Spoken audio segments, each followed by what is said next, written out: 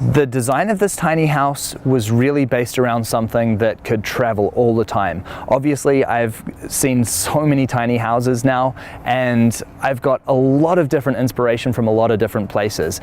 But for me, this design was really about taking a lot of those big tiny house design features and making them work in a very compact and very small home. When Bryce came to me to do this build, I was intrigued. It was a pretty unique design, and it kind of targets a different type of market. And so with talking with him, we sort of figured out the best way to make it happen, and it's gonna be a nice house.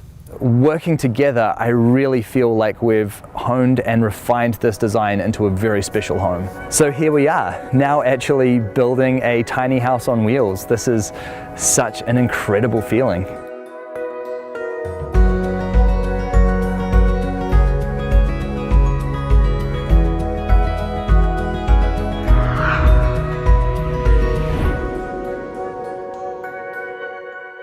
The trailers are super important to us. We're very specific on the designs that we use. Foundation Trailers is an excellent place to get those, and in partnering with those guys, we made a design built for us.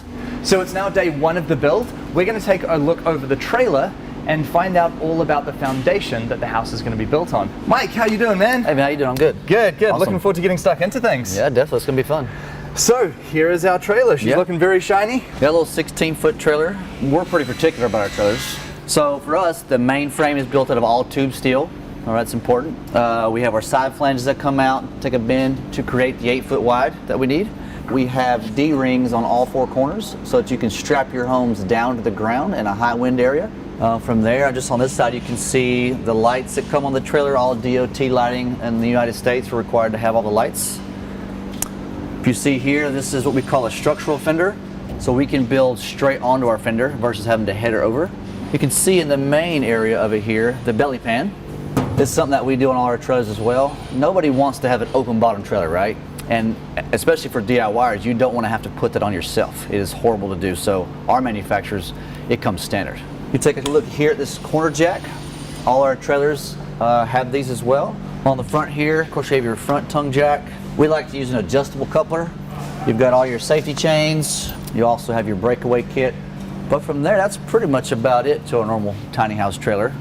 So first up, we're going to be insulating and getting the subfloor ready. We're going to fill the cavity full of insulation, and then of course we're going to use our waterproof subfloor that goes down, and then in between that we'll have a vapor barrier as well. Once the floor was laid down, it was then time to erect the steel frame. This part of the build is actually tremendously fun and quickly transforms the trailer into something which resembles a house. With our partners with Volstruct, who provide our framing for us, their machine literally prints the studs, dimples all the screw holes, so they're all flush. Everything is perfect within a millimeter of tolerance over the whole thing, right? So once we get that in, all our walls are called panelized. They're put together for us. So all we have to do is put the panels together and of course straighten everything up, secure it properly. We literally, in a 16-foot house for sure, we just pick up the walls and set them on the trailer all the way around. We use a bunch of clamps to secure them temporarily. Now we're just kind of temporarily setting some of these, and then we're going to go around, start tweaking the frame to where we know where it's set. That way we can start clamping it in its proper space, putting some bolts in it. Then once we get it kind of racked out, then we'll come back and really secure these two pieces, because it's all based off the actual square of the frame. Then of course from there you do your bolt downs in your pattern with 5/8 bolts through a Simpson bracket that's really tall, really strong. And once you've finally done all of that, you've literally locked that frame down to the trailer. So we've now got all of the walls up and the roof comes next.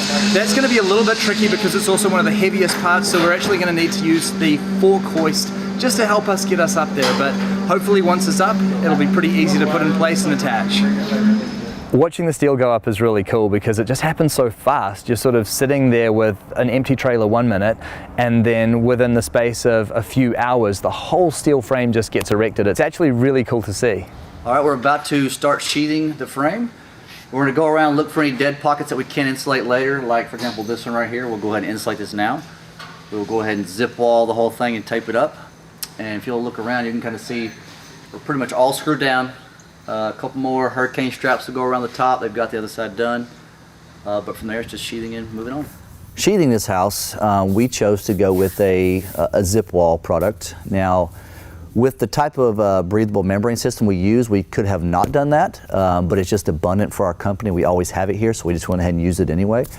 But from there, it's just a structural sheathing that goes on your house. There's other kinds, but we chose zip wall with this one. At this stage, we also made a start on the plumbing and electrical wiring.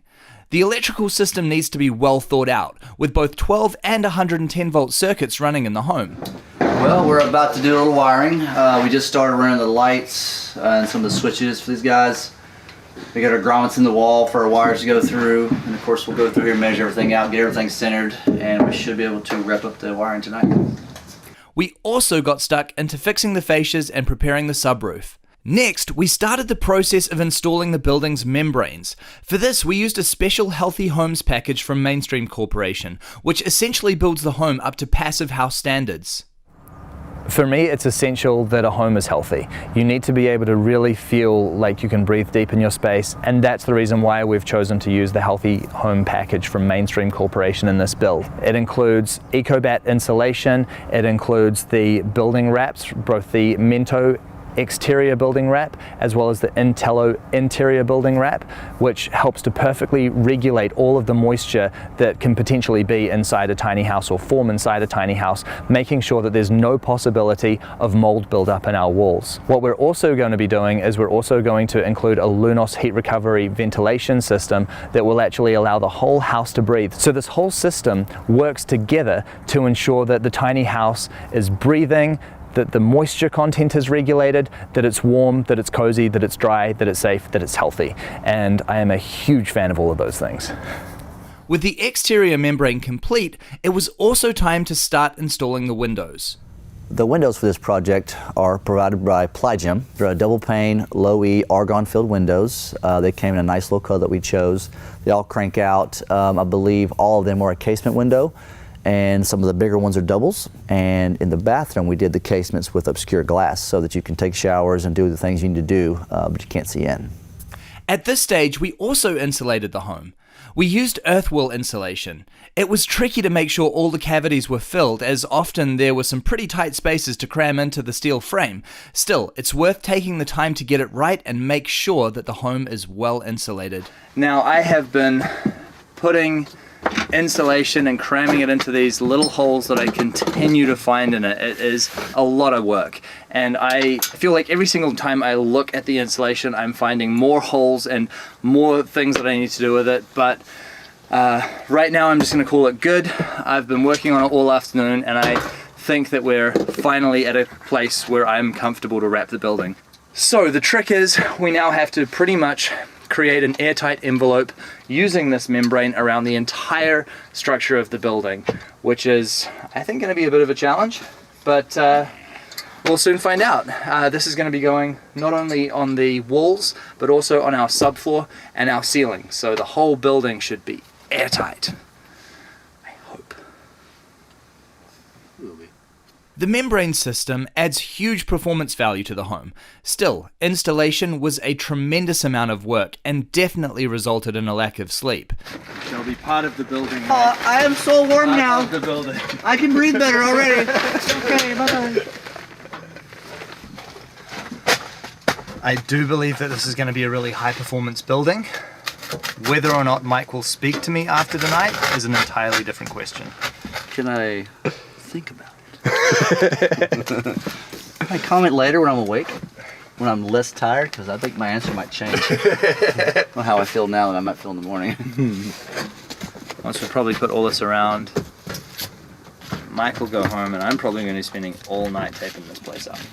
You better. There's no question about it though. It was worth it in the end. There are going to be so many holes through this. It's now about 1:30 in the morning.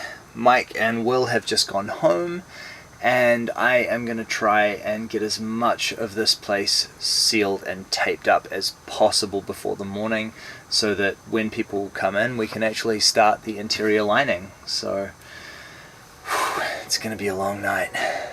And it was. Still, with the house wrapped up like a giant airtight present, it was now time to start on the interior lining. We're lining this home with tongue and groove pine boards. While the lads were busy installing the interior boards, Mike, Will and I turned our attention to the shower room. My whole idea for the interior design of the house was almost to make it like a Japanese tea house, where you come into this sort of small entranceway and the house opens up in front of you. So we've centered the doorway on the back of the tiny house. So you walk in and then you're going to actually have two bathrooms. You're going to have one bathroom to your left-hand side, which has the toilet and the vanity, and then we're going to have over to the right-hand side the shower room. We're essentially building a waterproof room so that the whole shower can be its own room in this house. So waterproofing, it's really important. Right now what we're doing is we are working out a ply face that we can put all around the shower room, that later on we'll be able to put the finished Galvalume face on. So that's what we're working out right now, just cutting around and making it all work. We've now built the entire box for the shower, so you can see that we've lined all of the walls with ply. So we're going to be using a roll-on waterproofing material that we are just going to coat this whole room in. And then on top of that, we're going to be placing the Galvalume. The shower design was really tricky. I think there's a good chance that I've actually given Mike a few more gray hairs with that one. The shower itself, even though it turned out great, it was a giant pain in the rear. Because you can't buy anything stock for it. You can't buy a shower pan, any of the other features, you just can't get them. So you have to literally make everything. So we had to make a Galvalume pan. We had to make Galvalume wall panels. We made a Galvalume roof pan. And then of course trimmed it all out in tiger wood. And so, like I said, it turned out nice, but it was a super big pain in the rear. At this stage, we're still waiting on some of our exterior cladding and roofing material to arrive. So we continue to push on with the interior. We've just finished putting the vacuum barrier down on the floor, and now it is time for all of the flooring to be installed. We're installing a hard-wearing laminate flooring. We cut the boards to size and create a staggered pattern with the cuts. For this, we take our time with the installation to ensure that all the boards were tight to each other and that we were keeping straight lines in the house. When it comes to cabinetry in the tiny house, everything needs to be built from scratch. For such small spaces, there really are no off-the-shelf solutions, which means that everything needs to be custom built to fit the space, including the bed. Storage is always a problem in any tiny house, and when you're building one that's this size, it's a huge problem. The most sensible solution that I could think of in this space was actually just to build storage in under the bed. The space under a bed is not really incredibly practical for anything, but when you think of the size of a bed, it actually offers a tremendous amount of floor area. Obviously the bed takes up quite a bit of space in a 16-foot house. And so what we did was we actually made it lift open.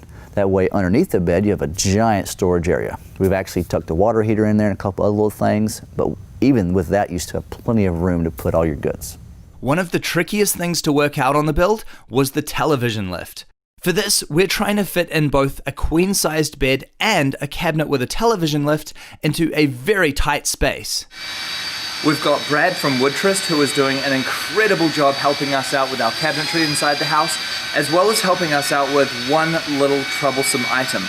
That TV lift that we're working on, it is such a cool feature in the home, but it's not really designed to be working in a small space. So we're doing our best to build the cabinetry around it to get that television as close to the wall as possible and still actually be able to build it in an enclosed cabinet while still fitting a queen-sized bed into the space. And it's really not easy. To help, I modified the lift mechanism to try and make it lower profile to fit into the space a bit easier. Moment of truth. Oh wow, that's a ton of extra space. It's 4 1/8. 4 1/8 now. It was 3 1/8. Dude, good job. While we're working on that, the rest of the team pushed on with the shower room, fitting the Galvalume siding and adding the trim to the bathroom. Over the other side, the vanity is installed as well as a Nature's Head composting toilet. In this particular project, we actually went with a composting toilet, a Nature's Head. It's a really nice unit, functions very well, and it's not super large, so it fits in about the same footprint as a normal toilet. What we also did was we actually plumbed it for a normal toilet also. With a limited supply of hot water in the tiny house, we chose to use a special shower system which atomizes the water. This shower is designed to retrofit into an existing bathroom, but it comes with its own challenges when it comes to fitting it into a tiny house on wheels. So we went with this Nivea shower system that itemizes the water, so you only use about 0.75 gallons a minute, which is going to help save water because they've only got a 7-gallon water heater. But when we installed it, we realized that it's not designed for travel whatsoever. We've screwed it to the wall, but we're still really worried about movement. You can see here when this is actually, with very, very little pressure, there's quite a lot of strain that's going to be put on the water hookup back here. So we had to really customize some brackets and some stuff with tiger wood to make sure that essentially it didn't destroy itself, because I bet you wouldn't make it 10 miles if it broke. Now the function of it is going to work great, but we just had to change it a little bit so that it wasn't so loose rocking around, and so I think now it actually looks pretty cool. The kitchen design was a really interesting one. I wanted to make it as compact as possible while still being really functional.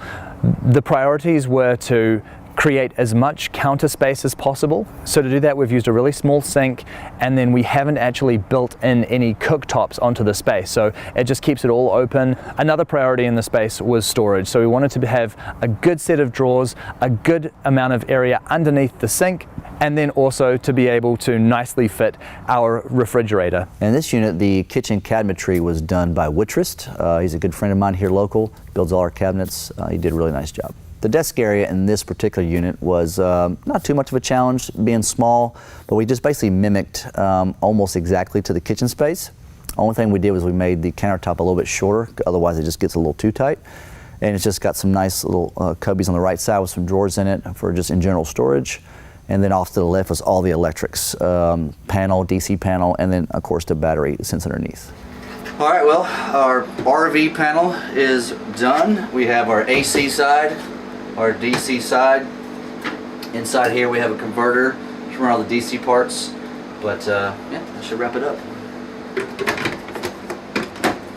This home is designed to be primarily on-grid. However, we've also installed a small 80 amp hour AGM battery, which is able to power the home's 12-volt services all while on the move. This gives us the ability to use the 12-volt lights, fridge, composting toilet, all without being connected to mains power.